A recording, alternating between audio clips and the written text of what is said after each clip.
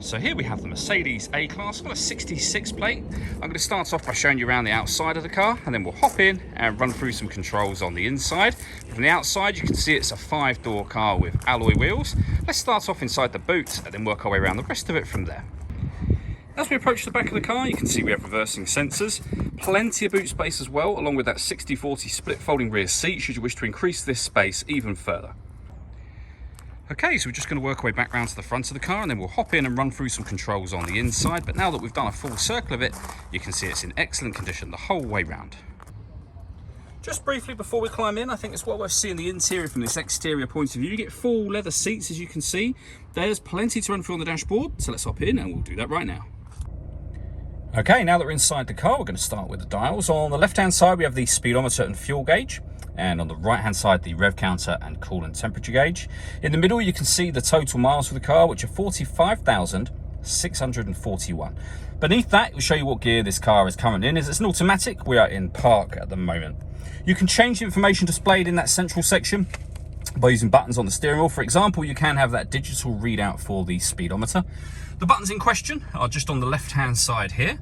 Over on the right-hand side, we have stereo and phone controls. The phone controls can only be used after such time as you pair the phone up to the car, and that is done over on the screen in the center just here. So, for example, if you want to access your phone information, you go to the telephone heading just there and enter into that menu.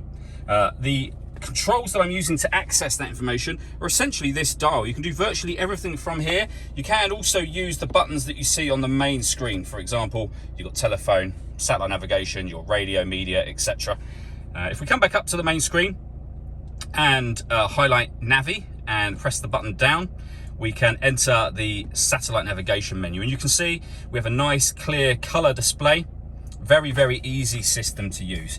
Similarly, up on the screen, we can also have our reversing camera, as you can see there. So that's a full color camera with guidelines that show you what direction the car is headed in relation to the image being shown on the screen.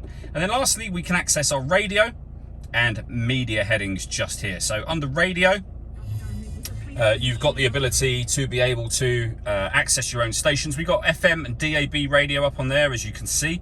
If you want to listen to your own music, you do that under the media heading. And there's plenty of ways in which you can listen to your own music, including Apple CarPlay. You can also plug in various devices and stream your music wirelessly via Bluetooth audio as well. If we come back down to the main screen just here, you'll see we've got the CD player, main volume for the stereo, and buttons that can access the same information as I've just shown you a moment ago. We can also answer and end phone calls from here as well. Beneath that, we've got a heated driver's seat with 3 different heat settings, and the same for the passenger over on that side. We can turn the parking sensors on and off. We can turn off the stop and start. We have our hazard warning lights, and that button will put the car into sport, individual, eco, or comfort, which is your everyday driving mode.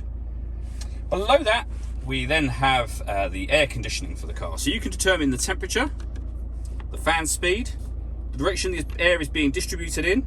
That button will turn your air conditioning on and off again. You can recirculate the air that's in the car. That's a great way of heating it up or cooling it down quickly depending on the temperature you set over here. We then have a 12-volt charging socket and some storage. This storage just here, and then the controls for the main screen that I went through a moment ago. All that leaves me to say is thank you for taking the time to watch this video. If you'd like to come and see the car for yourself and have a test drive, please feel free to give us a call here at Surrey Specialist Cars. We'd love to hear from you soon.